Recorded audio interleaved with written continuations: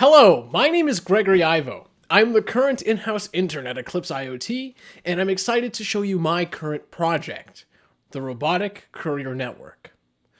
Before we start, I want you to think about this quote for a second. Anything that can be automated will be automated, and anything that's left will become 100 times more valuable. Tariq Karishi. To be most effective, all workers must spend their time focusing on what they do best. Although seemingly simple, this tends to not always be the case. In a dynamic factory or warehouse, it has become common that one individual holds the responsibility of a variety of different roles, proving it to be difficult for them to focus on the one task they do best.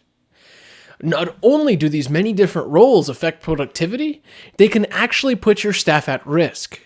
Tasks, as simple as moving a box from point A to point B, also known as manual handling, can prove to be dangerous, and is said to be one of the biggest causes of workplace injury. The solution to this unwavering issue is not new to the world, but if implemented correctly, can be revolutionary. This solution is automation. With growing research in computers, AI, edge computing, and robotics, the idea of automating everything has never appeared so possible. This demonstration that we're doing today specifically focuses on the automation of manual handling. In this example, we have a warehouse with 2 stations, and these stations require cooperation. Often, a worker at station A requires something that is at station B, and vice versa. Employees spend cumulatively hours walking between these stations over a course of a week. To solve this, we use a combination of edge computing and robotics. Firstly, I'd like to introduce the Turtlebot 3 Burger, which is a robot that runs ROS2. ROS2 is a set of libraries and tools for building a robot-based application. This robot, combined with an edge server, is capable of performing autonomous navigation, and this bot will be used to make deliveries between stations. Secondly, each station has an embedded edge node for human interface. These nodes are Raspberry Pis with a little push button, and when a worker pushes the button on the Pi, our robot will almost magically travel to the station with a package in hand. In order to make this possible, all edge nodes must have some way to negotiate. In this project, we use Xeno. Xeno is a protocol in which nodes can be consumers, publishers, or both at the same time. That runs on all of our nodes for communication. Altogether, we get something I call an RCN, or the Robotic Courier Network. This demo has some assembly required, so before I can actually show you it all working, I need to put together the Turtlebot and make some 3D prints.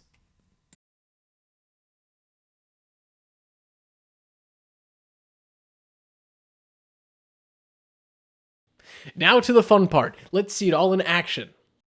On our computer, we need to run the bring-up script for our Turtlebot, run servers on our 3 different edge nodes, and lastly start up nav2 and rviz. These 2 ROS applications handle all the autonomous navigation on the Turtlebot.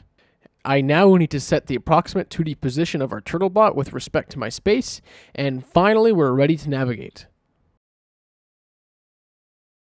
Welcome to my bedroom warehouse. Here we have our lovely Turtlebot 3. Station 1, Station 2. When this button is pressed, the Pi will use Xeno to negotiate with the other Raspberry Pi. Then, the other Raspberry Pi will send the resulting positions of both stations and navigation order to the master server. Using ROS, rviz, and nav2, this server will then send messages to the Turtlebot telling it exactly how and when to move. And 3, 2, 1.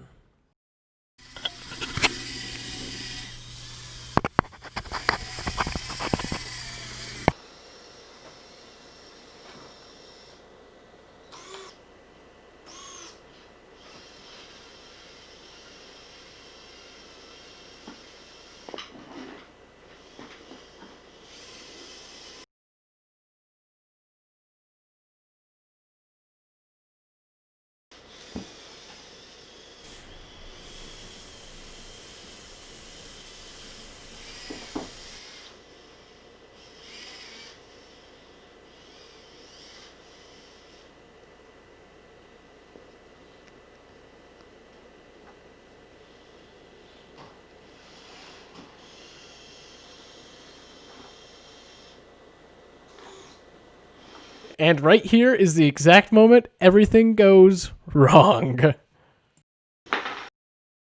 This solution works. The robot is actually able to move between these 2 points. But sadly, the precision is nowhere near what we need to have a solution like this implemented in industry.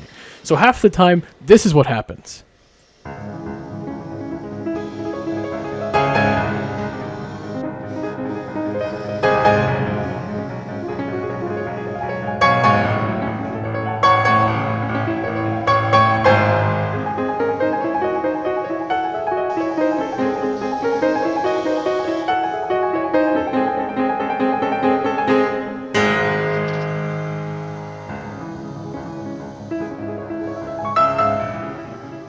Okay, let's go back to reality for a second.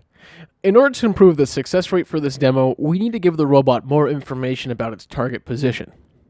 As we can see from the footage, the robot can easily navigate to the front of the box, but struggles with the rotation and lining up in order to have a direct approach to the arm.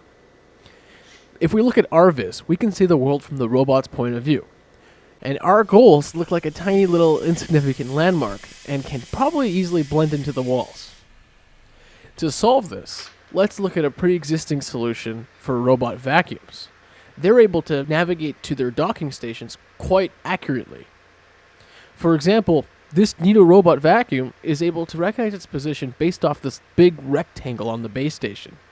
But the question is, what is this rectangle?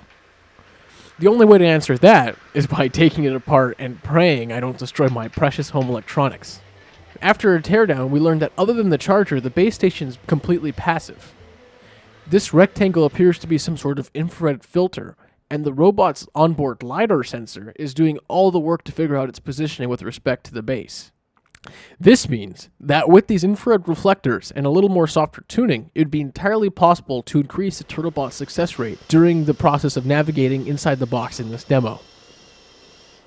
I hope you found this video informative and entertaining. This is my last video as an Eclipse IoT intern, and I want to thank the team at Eclipse for the amazing 4 months I've had with them. Thank you for watching. Want to see more Eclipse IoT projects? Check us out at github.com/EclipseIoT or at iot.eclipse.org. Thank you for watching.